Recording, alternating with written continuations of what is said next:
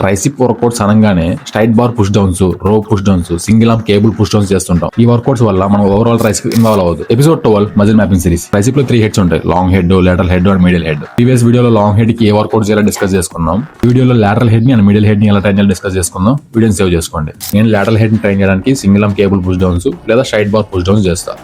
ఇందులో మన అప్పర్ బాడీని కొంచెం బెండ్ చేసి మన షోల్డర్ జాయింట్ ని లాక్ చేయాలి అండ్ ఎల్బో జాయింట్ తో మాత్రమే మూవ్ చేస్తూ పర్ఫామ్ చేయాలి. లేదు నాకు ఆల్టర్నేట్ వర్కౌట్స్ కావాలంటే నువ్వు రో పుష్ డౌన్స్ చేయొచ్చు or close grip bench press చేయొచ్చు. ఈ వర్కౌట్ చేసేటప్పుడు నీ ఎల్బోస్ ని బాడీకి క్లోజ్ గా తీసుకురావాలి. ఇలా చేయడం వల్ల మన లాటరల్ హెడ్ మంచిగా ఇన్వాల్వ్ అవుతుంది. Next medial head. Medial head అనేది మన లాంగ్ హెడ్ కి కింద ఎల్బో జాయింట్ కి కొంచెం పైన ఉంటుంది. ఇది మన లాంగ్ హెడ్ ని ట్రైన్ చేసేటప్పుడు అండ్ లాటరల్ హెడ్ ని ట్రైన్ చేసేటప్పుడు కొంచెం ఇన్వాల్వ్ అవుతుంది.